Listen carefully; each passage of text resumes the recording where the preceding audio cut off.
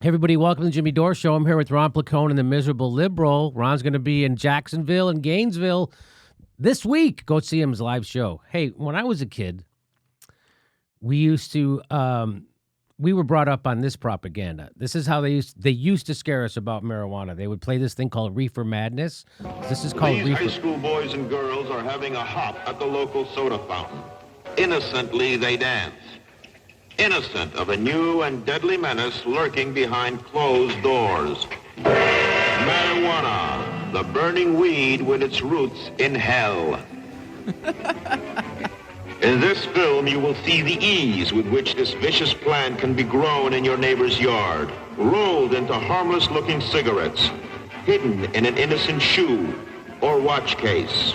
If you want a good smoke, try one of these.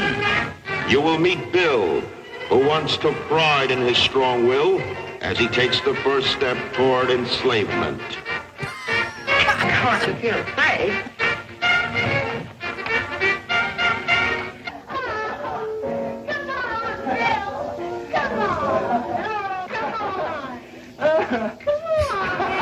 Smoking the soul-destroying reefer, they find a moment's pleasure, but at a terrible price. Debauchery, violence, murder, suicide, and the ultimate end of the marijuana addict. Hopeless insanity.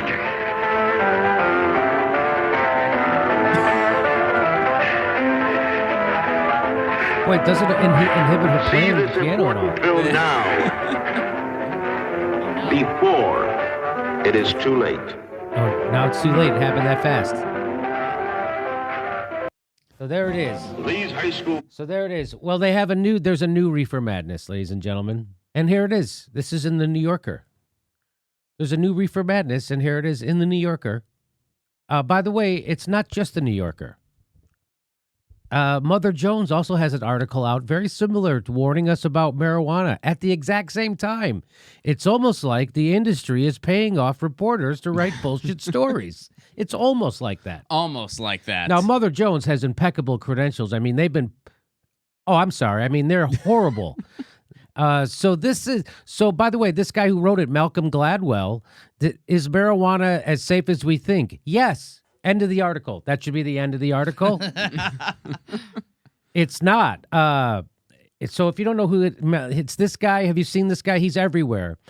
So this guy, Malcolm Gladwell, and he wrote that book, Tipping Point, which was very popular. Tipping Point, Brink, and Brink. And then what was the other? The David and Goliath one. The David and Goliath one. I enjoyed that one. That was a fun book. Yeah, it turns out he's a grifter, Malcolm. I might be burying the lead, but we'll get to who pays him to write the stuff he writes. And it's been exposed. But here, you want to see how ridiculous this article is? Do you remember how ridiculous that video was I just showed you of Reefer Madness?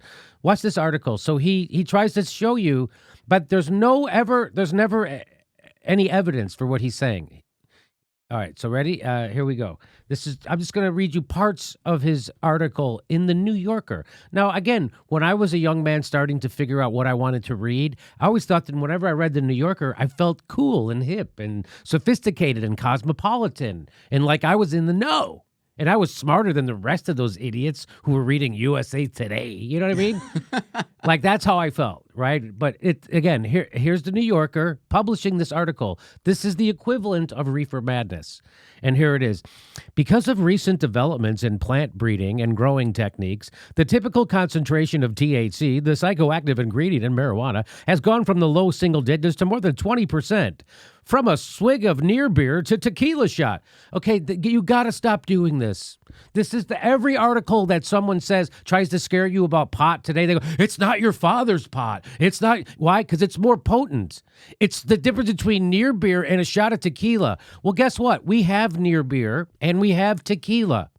No one drinks a 6-pack of tequila. You get it? People can make the difference. Oh, this tequila has a way more higher concentration of alcohol than a can of beer. I'll drink less of it. In fact, that's why we use it in mixed drinks. So we put 1 shot of booze and then the rest 8 parts frickin' mixer. So does this ever drive you guys crazy when they do this? They go, how much stronger the pot is today than, and then I've never seen it done like this before. Have you? No, are you suggesting I should lick salt before I smoke my potent pot? Okay, so just, again, stop doing, yes, the marijuana today is more potent than it was 40 years ago. You know what that means? That means you smoke less of it to get high. That's what that means. It's just like saying, wow, the beer today is just as powerful as whiskey was in the 70s. Guess what? You'd be drinking less beer today. You'd be drinking shots of beer instead of cans of beer. Okay, I mean, it's a logic trip that a D student, I'm a C student, I could make that logic trip. People who write these articles can never make that logic trip. They're like, well, maybe they're just getting blasted out of their minds. For those curious about the worst case, so then he immediately goes to the worst case scenarios about the effects of marijuana. This is an actual article in the New Yorker, and he keeps citing this guy Berenson, who wrote a book called "Tell Your Children the Truth About Marijuana, Mental Illness, and Violence." Okay, so and this whole article, pretty much 70 or 80% of it is just quoting this guy who wrote this unbelievable fear-mongering thing. Berenson begins his book with an account of a conversation he had with his wife, a psychiatrist who specializes in treating mentally ill criminals. They were discussing one of the many grim cases that cross her desk, the usual horror story. Somebody who'd cut up his grandmother or set fire to his apartment. Then his wife said something like, of course, he was high, been smoking pot his whole life. This is how he starts off the book. This is how he starts off his article. With this kind of unbelievable anecdotal speculation. And then he puts it like this in the article. Of course I said, yeah, they all smoke.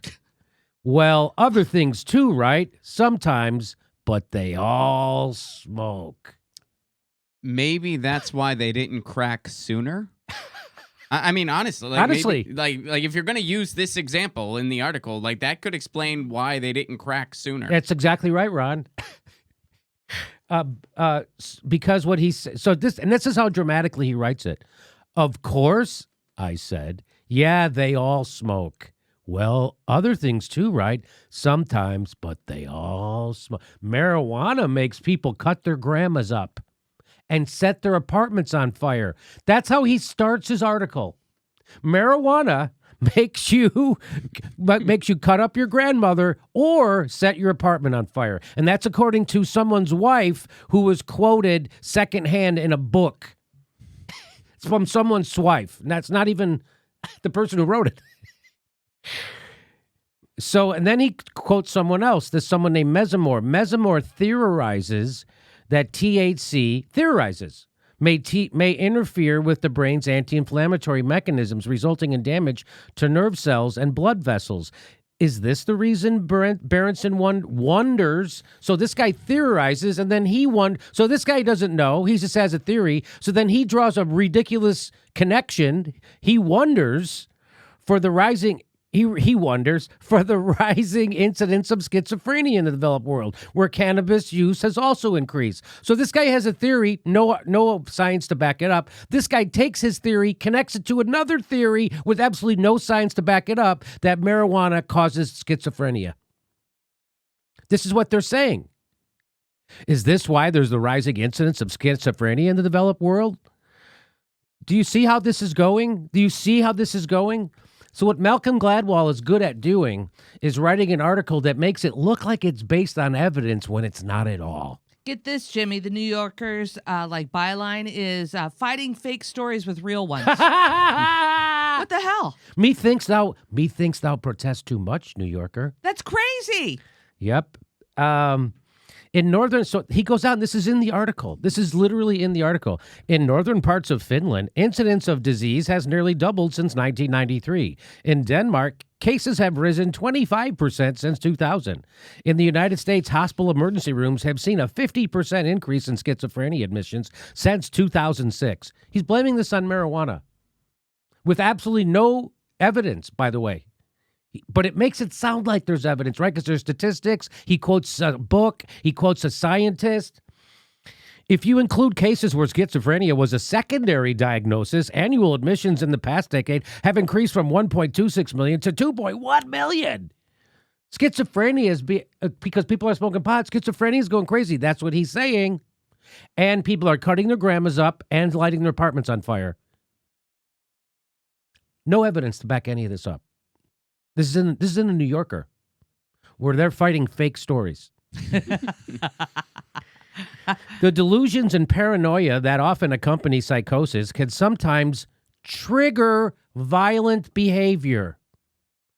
So now they're saying, so if, do you see this? If cannabis is implicated in a rise in psychosis, if it is, should we expect the increased use of marijuana to be accompanied by a rise in violent crime, as Berenson's wife suggested?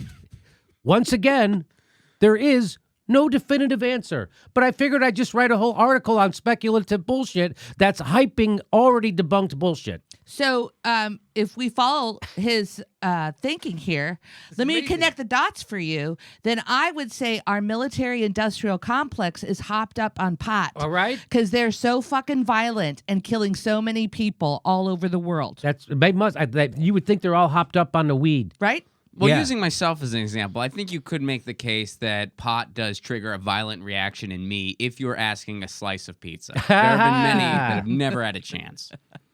So and he says, of course, there's no definitive answer to all these crazy leaps of logic this guy's making.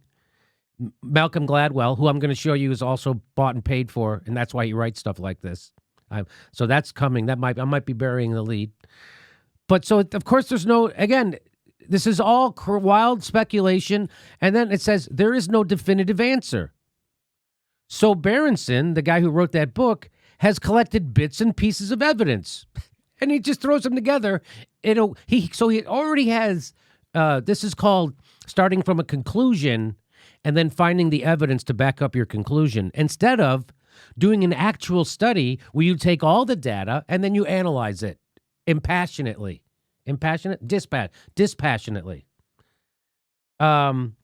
So he goes on. So this is what this guy did. So there's no study. There's no definitive answer. So he just goes out and gets all these bits of research that he thinks backs up his case. And yeah, it's not even fair, like in the article, it's not even fair to say he's collected bits and pieces of evidence. Like Right. He's collected bits and pieces of data. To make the claim that he's already standing behind. Right. For example, in a 2013 paper in the Journal of Interpersonal Violence, researchers looked at the results of a survey of more than 12,000 American high school students. The authors assumed that that alcohol use among students would be a predictor of violent behavior, and that marijuana use would predict the opposite. That's what you would think, right? If people who would drink alcohol would be more violent, people who smoke pot would be less. According to this guy's research, you are wrong. Things have changed since I've been in college. You are wrong, Ron. In fact, those who used only marijuana were 3 times more likely to be physically aggressive than abstainers were. Those who used only alcohol were 2.7 times more likely to be aggressive. So what this guy's doing is now he's giving you, again, a study which, again, has never been replicated. I don't know how it's been peer-reviewed. I don't know. But it shows that marijuana users, if you use marijuana, you're more violent than people who use alcohol. Now, that goes against every single bit of personal data that I've ever assembled. How about you, Ron? It goes against every personal experience I've ever had. Ever? Yes. Ron, so I'm Steph? sober 100% right now, and I want to bash the writer of this article. So you ever have neither alcohol nor marijuana, but you would say Malcolm Gladwell's writing is what leads to violence. Yes. I would agree with you. Of course, I don't have any studies to prove that. You know, one of the dumbest things I ever did in college with my friends, I'll admit this now in a public place, we did a fight club once where we just, and of course we had tons and tons of beer before we did that. Of course. Nobody Nobody suggested, let's smoke before we do this. Right? Nobody. We're going to beat the shit out of each other for no reason other than we're just dumb kids. Let's get high. No, but we drank a lot. We drank a lot before that happened. You know why you don't see a lot of pot fights at pot dispensaries, but you do at bars all the time? A bar fight. It's like a colloquialism. Mm-hmm. Because if you're smoking pot, by the time it comes time to throw a punch, you're going to forget what you were arguing about. Yeah. It's like, dude, I'm fine. I don't know, but this is good weed. It's like that legendary Bill Hicks bit where he's just like, have you ever seen a fight between two stoned people? It's impossible. Hey, buddy. Hey. So again, after he says this stuff, that marijuana smokers are more violent. He didn't say way. He says 3 times more likely, and alcohol only 2.7. So they're more violent than alcohol drinkers. He then goes on to say, of course, observational studies like these don't establish causation. No kidding? No kidding. But they invite the sort of research that could. So why don't you wait to write your article after they do that research? That's when you should write this stupid article. And then he goes on. Berenson looks, too, at early results from the state of Washington, which in 2014 became the first I think he's wrong about that. I think Washington legalized marijuana in 2014. Can you check that? Ruby? Thank you. Which in 2014 became the first U.S. jurisdiction to legalize recreational marijuana. So he takes a look at Washington State. And he says between 2013 and 2017, the state's murder... 2012, so I was correct. So he's wrong. So they have an editor and they have him writing it, and they both get that date wrong. I don't have an editor here. So when I say stuff, it's just because I'm stupid. I had my epiphany right now, Jimmy, where the New Yorker says fighting fake stories with real ones. I think they mean fighting fake stories with real fake stories. Yeah, this is a real fake story for sure. So it was 2012. So he then says that between 2013 and 2017, the state's murder and aggravated assaults rose 40%. Twice the national homicide increase and 4 times the national aggravated. So it's got to be weed. I'm sure it has nothing to do with the astronomical housing costs in that state. I'm sure it has nothing to do with Bezos bringing the city of Seattle to its knees. It's got nothing to do with with income inequality or nothing to do with nothing that. to do with any of that. Nope, certainly not. And it's nothing to do with the rise of nationalism or the nothing. Crazy talk. Yeah, it's pot. So he writes this whole thing as to make you think it's because of pot. And if he didn't, and then he says, of course, we don't know that an increase in cannabis was responsible for that surge in violence. Then why would you include it? Then why would you go, it's highly irresponsible of me to actually put these unbelievably inflammatory statistics in an article that I don't know what they actually mean. I know they're inflammatory and I know they're over the top, but we don't know if it actually means what we think it means. Well, I want to say something before you talk about who funds this. Yeah. The thing with Malcolm Gladwell, his job, if somebody was like, describe his job to me, I would say he is the essential in the United States. He's the essential contrarian.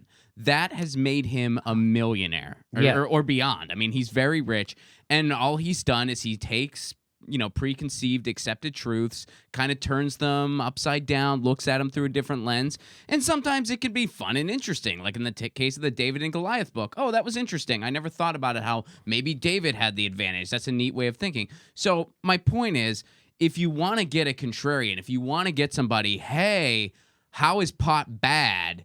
He's your go-to guy. He's the obvious guy to write that article for you, because some people are going to have assumed credibility just because he's the author. Yes, and so if you are, I don't know, selling opioids, maybe you'd want someone to write an article that poo-poos the idea of medical marijuana or marijuana in general. Well, I just want to point out that in Los Angeles, we've had pot that's legal, right? Yeah. Guess what? Homicides are down. Oh, no kidding. Yeah. I bet it's because of pot then. It has to be. We don't need any further study. If I was Malcolm Gladwell, that's what I would do. Because Exactly. it backs up my point of view. Forget it. So he goes, we don't know that the increase was responsible for that surge in violence. Okay, so thanks for all the bullshit then. Berenson, though, finds it strange that at a time when Washington may have exposed its population to higher levels of what is widely assumed to be a calming substance, its citizens began turning on one another. Can you believe this unbelievably over-the-top language this guy's using? They began turning on one another because of pot. This is like reefer madness. Somebody's going to jump out of a window. Someone got really good at the piano. Teenagers started getting horny for the first time ever. It's because of pot. They wouldn't do that otherwise. They're turning on one another in Washington now. They're turning on one another.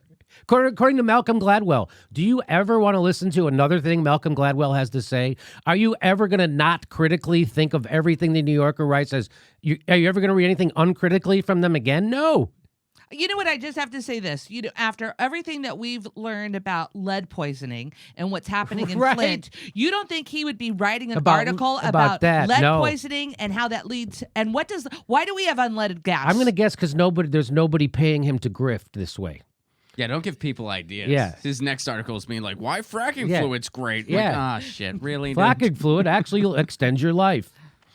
Not surprisingly, the data. So now he starts to talk about, now he tries to do the thing where, is it a gateway drug? Does marijuana lead to opioid abuse? And he says, not surprisingly, the data we have are messy. No, not surprisingly. Because your whole frickin' article is one big mess. It's a hot mess. And we're outing you for your horrible thinking that's been paid for. I'm guessing this has been paid for. We don't know for sure, but we know other stuff has been, and we're going to show you that again. I might be burying the lead, but stick around to the end of the video. I'm going to show you.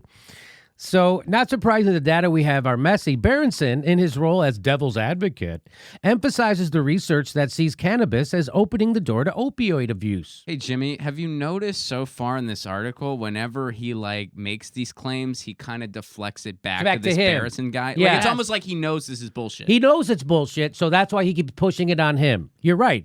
But Berenson, in his role as devil's advocate, see, that's what he's doing. He's saying this, and he emphasizes the research that sees cannabis as opening the door to opioid. He does? No, you're doing that. No, Malcolm Gladwell, you're doing that, you phony. A dumb nightclub comedian C student can see right through you and expose you. You're doing that. For example, 2 studies of identical twins in the Netherlands and in Australia show that in cases where one twin used cannabis before the age of 17 and the other didn't, the cannabis user was several times more likely to develop an addiction to opioids. Yeah, that again means nothing. Maybe that twin had been sexually abused. Maybe that twin had a mental problem. Maybe there was some. Who knows? Berenson also enlists a statistician at NYU to help him sort through state-level overdose data, and what he finds is not encouraging. States where more people use cannabis tend to have more overdoses. That makes no sense. Berenson, who's dedicated his life work to being mad at a plant, also enlisted... A week after Gottlieb announced, so then he starts talking about this guy who wanted to crack down on e-cigarettes. And people point out the craziness of trying to get e-cigarette vaporizers banned, e-cigarettes banned at gas stations and Quick Marts because actual cigarettes are available there. Actual cigarettes are available, but they want to ban the e-cigarettes. Again, that's so. Then he goes on to he says, a week after Gottlieb announced his crackdown on e-cigarettes, on the grounds that they are too enticing to children. Has anybody ever in the history of ever seen somebody with an e-cigarette and thought that looks cool? Yeah. Siegel visited the first recreational So then this guy who wanted to ban e-cigarettes, who he concludes in the article, then went to a medical marijuana facility, right? Oh, no, a recreational marijuana facility in Massachusetts. Here is what he found on the menu, each offering laced with large amounts of a drug. Why would you write it that way? That is such a bullshit way to write it. That's not an honest writer. This is an author trying to propagandize you. And that's what Malcolm Gladwell's doing right here. He's trying to propagandize you. He said he went into a pot dispensary in Massachusetts, and they had things laced with drugs. What's the drug? THC. Oh, you mean they went in and had pot edibles? They had medical marijuana edibles. Oh, they were laced with large amounts of a drug, THC, that no one knows much about. Malcolm Gladwell, please get a hold of yourself. Well, he does have a hold of himself. He's full of it. Malcolm Gladwell is a liar, and he's a paid-for liar. He's a PR guy is what he is. He takes money from tobacco companies, for Christ's sake, to go tell you that smoking's not so bad. This is who Malcolm Gladwell is. I think the real headline here also could have been Siegel becomes first person in history of world to go to a recreational marijuana facility and not have a really good time. So here's what he lists in the article of what was found on the menu laced with large amounts of a drug. This is what he found. Strawberry-flavored Chewy Bites, large citrus gummy bears, delectable Belgian char. So this is what they have as edibles, right? So they put the medicine in an edible and they make it tastefully. Pot cookies, pot brownies. This is what that. Can we announce it Reefer Madness style? Rose? Strawberry-flavored Chewy Bites that'll make you jump out of a window. Raspberry and watermelon flavored lozenges, which will make you rape someone. Raspberry-flavored confections that make you rip your hair out. And then this is how he ends the article. He concludes, quote, "This is public health in 2018, question mark. Yeah, these things actually help relieve people's pain, their nausea, their insomnia, their anxiety. That's what these things do.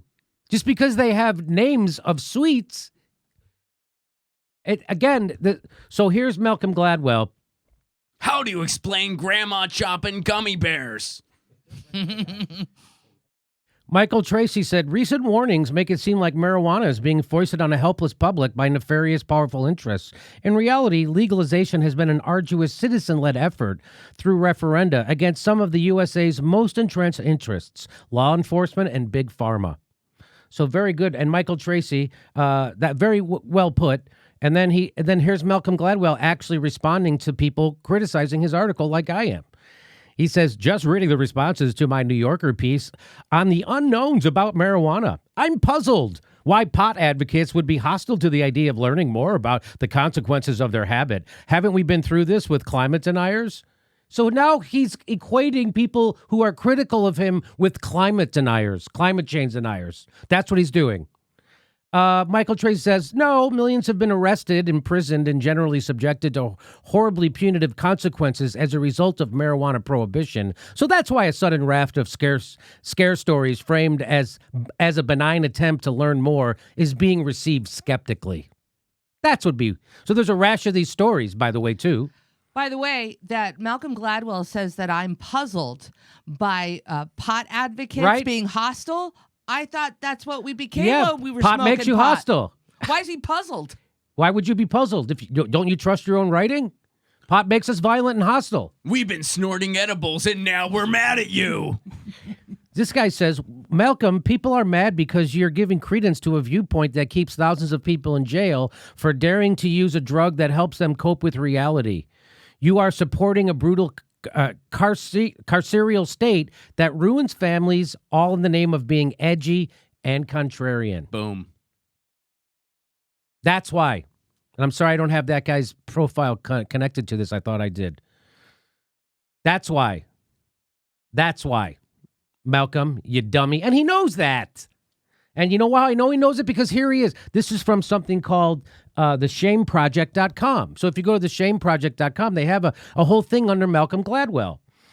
And here he is, staff writer, the New York best-selling author. Malcolm Gladwell, this is what it says here, Began as a college right-wing Reagan supporter, was trained by the tobacco-funded far-right National Journalism Center, and throughout his career has inserted pro-tobacco, pro-banking industry, and pro-pharma messages into his books and articles. Gladwell can earn $1 million a year as a paid corporate speaker, sometimes from the very same corporations and industry groups he happens to promote and defend in print. So, like, for instance, during college, Gladwell received journalism training at the National Journalism Center, an outfit that worked with the tobacco industry to train budding journalists to get across our side of the story. That's according to an internal Philip Morris document. That's where he got trained. After college, Gladwell worked at the right-wing American Spectator, the Mooney-owned Insight, and a neo-Christian fundamentalist think tank called the Ethics and Public Policy Center, which was established by neoconservatives to promote an increased role of religion in public policy and turn back the influence of secularism. So now you're starting to get an idea who this guy is. In 1990, a Gladwell article in the Washington Post warned that laws banning cigarettes could put a serious strain on the nation's Social Security and Medicare programs. Wow. For evidence, Gladwell cited an old study churned out by a think tank with known connections to big tobacco. Wow. In his book, The Tipping Point, Gladwell blamed children for getting themselves addicted to tobacco and absolved tobacco industry advertising campaigns of guilt. However, confidential Philip Morris documents bragged, quote, Marlboro's phenomenal growth rate in the past has been attributable in large part to our high market penetration among young smokers 15 to 19 years old. Also, a confidential Philip Morris document from the mid-1990s named Malcolm Gladwell as one of the tobacco industry's top covert media assets. This roster of, quote, third-party advocates, end quote, was a who's who list of known corporate shills, including Bush press secretary and Fox News anchor Tony Snow, Grover Norquist, Milton Friedman, and Ed Fulner, head of the Heritage Foundation. In journalism terms, a third-party advocate means a fraud. And here's one more I'll read you. In 1999, Gladwell wrote a New Yorker article defending the explosion of ADHD amphetamine prescriptions to children against criticism from media and public figures. Gladwell's response, are too many children taking the drug or too few? And by the way, here's another article that just came out. Here's in the Mother Jones. This reporter took a deep dive into the science of smoking pot. What he found is scary. I don't believe a word of that article. As Michael Tracy says, I don't mind reasonable discussions of potential health risks associated with marijuana consumption, but the full steam PR campaign around this latest raft of stories has a strong whiff of shadiness. But in fairness, Michael was probably high. Ha! Making him angry. So now you know why people get their news from YouTube. Our next live show is a stand-up show we're doing Thursday, January 24th in Hollywood at the Sycamore Tavern. $10 tickets Thursday, January 24th. Go to jimmydorecomedy.com for a link for all of our live shows and to find out when our live Jimmy Dore show is coming to your town. Plus, if you can, become a patron. We give you hours of bonus material every week. And remember to make sure you're subscribed. They unsubscribe people. You make sure you're subscribed. Click the bell so they send you a notice when we drop a video. Thanks for your support.